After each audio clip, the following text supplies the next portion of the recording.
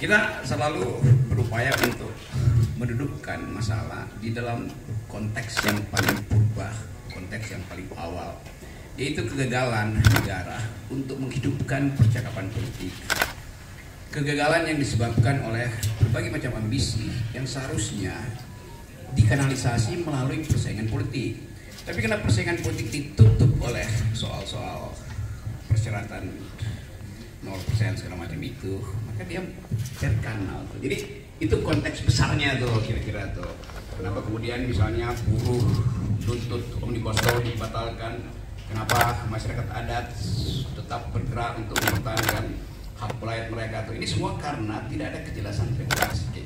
Tapi itu saya jadikan aja sebagai patokan kalau kita bicara.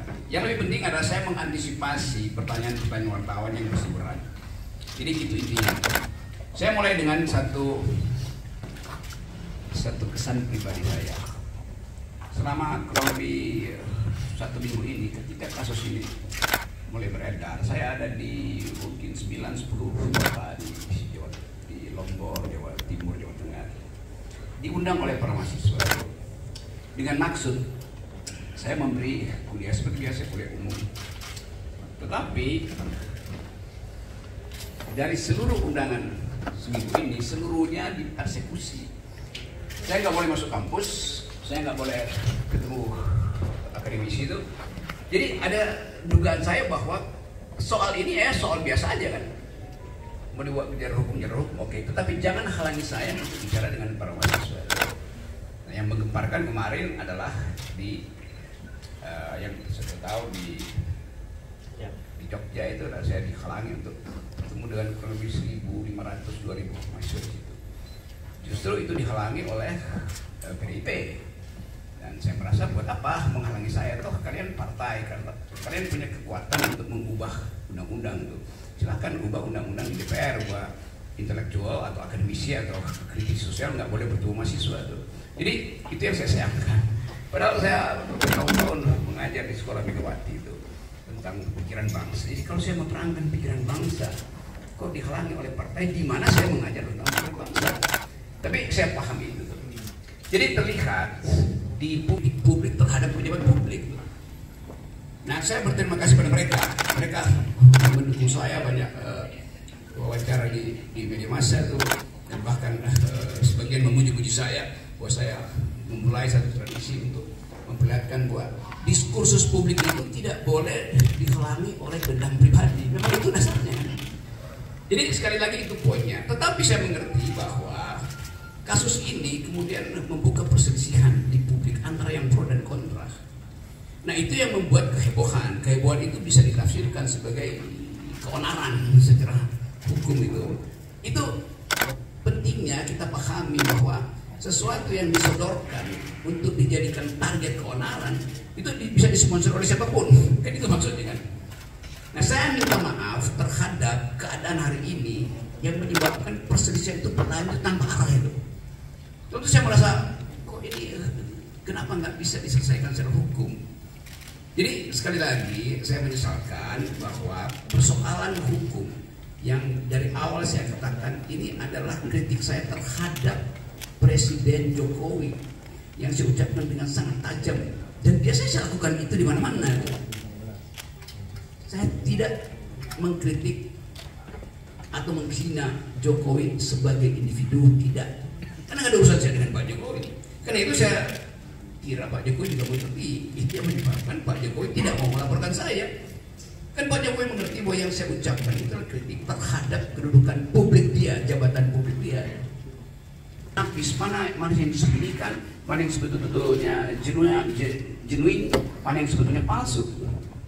Nah, kita di sini belum sampai di situ. Jadi saya paham bahwa kemarahan sebagian pihak itu karena belum bisa membedakan mana kritik publik dan mana dendam pribadi. Saya tidak punya dendam apa-apa dengan Pak Jokowi. Bahkan saya sudah berkali-kali katakan bahwa anaknya Pak Jokowi bertemu dengan saya, dia minta kritik, saya kasih kritik loh. Pak Jokowi membantu, saya diundang bahkan undangan VIP, tapi saya nggak bisa datang. Tuh. Jadi nggak ada soal di situ. Sekarang pertanyaannya, kok kenapa jadi soal? Artinya ada yang ingin dia bermain di air keruh. Tapi saya mengerti tahun politik pasti ada sifat semacam itu tuh, mengambil keuntungan dari program ini. Bagian kedua saya mau terangkan khusus terhadap mereka yang salah mengerti apa yang saya ucapkan di forum buruh itu. Saya hanya mengkritik dua hal pada waktu itu. Satu soal IKN, satu soal Omnibus Law. Tolong perhatikan ya.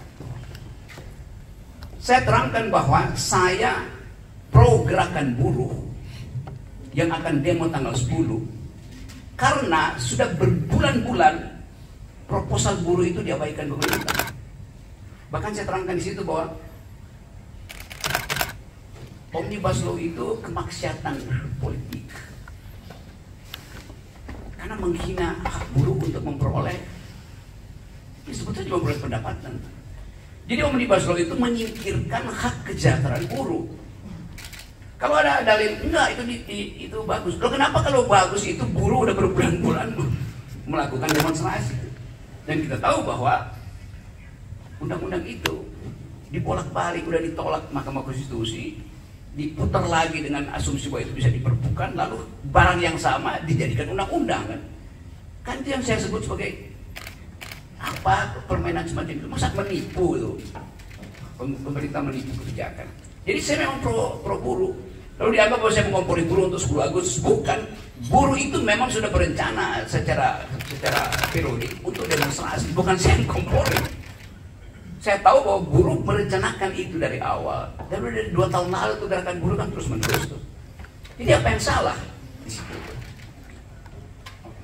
Lalu dianggap saya mendorong makan segala macam. Oke, itu kasus dari pertama itu, kasus yang menyebabkan terjadi keriuhan itu. Saya membela buruh di pidato itu. Seandainya saya nggak pidato di situ, mungkin nggak ada soal. Tetapi tentu kebosan menganggap bahwa gerakan buruh ini akan mengalami eskalasi itu. Karena itu, ya oke, kita bicara supaya diaborsi. Jadi kasus pertama. Kasus kedua adalah soal IKN. Tiba-tiba masyarakat Dayak menganggap saya menghina adat Dayak. Di mana hinaannya? Saya justru membela hak masyarakat adat untuk tidak dieksploitasi oleh investor Cina. Bagaimana mungkin? Mungkin udah 5-6 kali saya ke Kalimantan, diundang oleh universitas, diundang oleh komunitas masyarakat adat untuk minta pendapat saya. Tetap pendapat saya, IKN ini berbahaya secara diplomasi, berbahaya secara geopolitik, dan bahkan berbahaya secara kebudayaan. Karena pasti kalau ada IKN di situ, masyarakat adat akan tersingkir. Dan itu artinya hilang jejak kultural kita di situ. Jadi dari awal saya membela masyarakat adat Dayak, Banjar segala macam di situ. Jadi kalau ada satu capital, ada binatang digorok di situ, saya menyesalkan. Siapa yang provokasi teman-teman Dayak saya yang pernah berkali-kali mengundang saya? Itu soalnya tuh. Jadi soal-soal semacam ini yang mau saya ucapkan untuk menerangkan bahwa saya mencintai bumi Kalimantan karena saya ingin bertahan, jangan itu dijual. Pada waktu itu 2 hari sebelumnya kan beritanya Pak Jokowi pergi ke Cina untuk minta investor asing tanam. Bahkan kira-kira Pak Jokowi bilang, udah saya kasih konsesi 180 tahun, Anda tolong buatkan kami ibu kota. Bagaimana mungkin? Itu ya presiden menjual negara.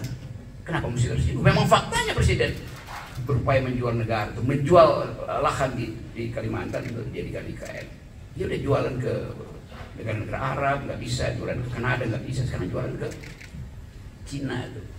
Jadi poin saya di dalam soal itu adalah saya tetap tidak ingin IKN itu dijalankan, apalagi dalam soal perjanjian.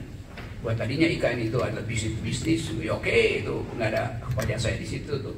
Lama-lama menggerogoti APBN. Pada saat yang sama, APBN itu mesti dipakai untuk membackup anak-anak Kalimantan. Harusnya pendidikannya mereka lebih tinggi, stunting tidak terjadi di situ. Kan saya lakukan pembelaan pada masyarakat adat di situ. Oke, demikian juga di tempat lain, di mungkin NTT, NTB itu, di di Papua ada orang yang tiba merasa bahwa tersinggung. Iya, saya minta maaf karena saya menyebabkan kalian berselisih. Nanti diterangkan apakah perselisihan itu saya yang picu. Bukankah ada forum untuk misalkan perselisihan? Kenapa mesti pakai kekerasan?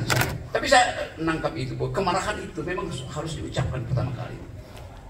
Dan itu yang membuat saya tetap akan mengatakan bahwa saya akan terus mengambil risiko untuk menjadi pendidik demokrasi dengan segala macam akibat. Itu soalnya. Yang lain, saya tahu di kepala saudara ingin tanya soal Pak Muldoko itu. Saya jawab aja dulu. Nanti pertanyaannya saya bikin sendiri. Kekagetan saya kemudian, atau bukan, kecurigaan saya bahwa ada pengkondisian di publik, akhirnya secara metodologis saya hubungkan dengan pernyataan Pak Muldoko. Dia marah juga tuh. Saya akan pasang badan. Tentu. Jadi saya bertanya, Pak Muldoko ini relawan statusnya juga. Karena bahasanya sama, kami pasang badan. Karena Pak Muldoko itu pejabat publik yang mestinya dengan dingin mengatakan bahwa oke, ada problem, mari kita selesaikan secara argumen atau secara hukum itu. Pasang badan artinya itu bukan bahasa dasar dari seorang pejabat publik kan. Kayak preman itu pasang badan itu. Padahal ini pikiran saya yang saya kritik dengan cara yang sangat tajam, dengan bahasa yang saya pilih tajam. Tapi tidak diarahkan pada pribadi Presiden Jokowi, tapi pada lembaga publik, yaitu kabinet bahkan yang di dalamnya ada Pak Muldoko. Jadi kita gagal untuk membawa bangsa ini pada percakapan intelektual. Itu dasarnya. Rocky Gerung kan intelektual, kenapa pakai bahasa begituan? Iya, di kampus saya pakai bahasa akademis, tetapi dalam kritik kebijakan saya mesti pakai bahasa yang bisa dimengerti oleh orang yang berkali-kali diterangkan nggak paham-paham juga. Berkali-kali guru minta di-review itu nggak ada dipahami.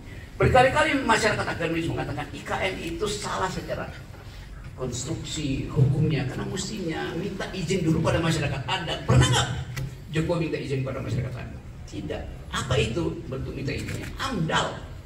AMDAL itu adalah hak masyarakat adat untuk mengiyakan atau tidak mengiyakan proposal politik. Pak Jokowi sudah putuskan duluan, baru diminta pembenaran secara masyarakat adat, secara AMDAL. Kan itu cara berpikir yang kacau. Jadi saya nggak ada dendam pada Muldoko, pada Pak Jokowi. Saya menganggap bahwa kebijakan mereka harus dievaluasi. Kenapa saya ambil posisi itu? Karena partai-partai politik tidak ada yang bersuara tentang itu.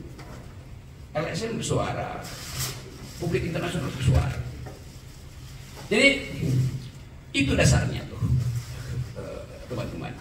Sekarang saya bisa duga bahwa kasus ini akan berlanjut menjadi kasus hukum. Oke, saya terima kasus itu.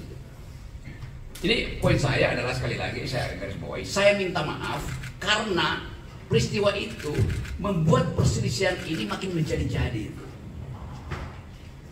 Itu intinya tuh. Dan tentu ini berbahaya di dalam tahun-tahun. Kenapa? Karena di belakang kasus ini berbagai macam kepentingan ngincar untuk mengeksploitasi itu. Tapi saya tidak akan berhenti menjadi pengkritik. Itu dasarnya tuh. Jadi sekali lagi, mari saya anggap aja bahwa oke, selesaikan aja kasus ini. Karena rumah saya di Sentul itu diintai, WA grup saya dimaki-maki. Ya kalau itu biasalah, saya ya kadang-kala itu apa namanya akun abal-abal. Udah lihat gua mau gorok dulu seperti itu. Mana coba prinsip itu? Padahal saya sendiri yang saya nggak punya partai politik. Dituduh antek asing segala macam. Asing dari mana?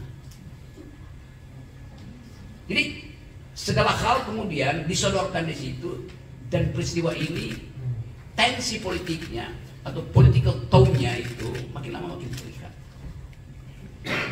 Jadi dasarnya itu dari keinginan saya untuk bersahabat dengan teman-teman di Papua, teman-teman di Dayak, di NTT, di Tangerang segala macam yang lagi marah. Oke, saya terima kemarahan itu, saya minta maaf karena saya membuat kalian itu marah. Tetapi sebagai orang yang bertahun-tahun berupaya untuk menghidupkan demokrasi, saya mesti terangkan latar belakangnya.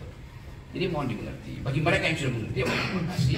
Bagi mereka yang mungkin satu waktu akan paham, oh itu ya beda antara pejabat publik dan pribadi ini. Pertama juga begitu. Gak ada yang secara persis membuat distinktif, perbedaan distinktif antara pejabat publik dan individu yang menjabat jabatan itu.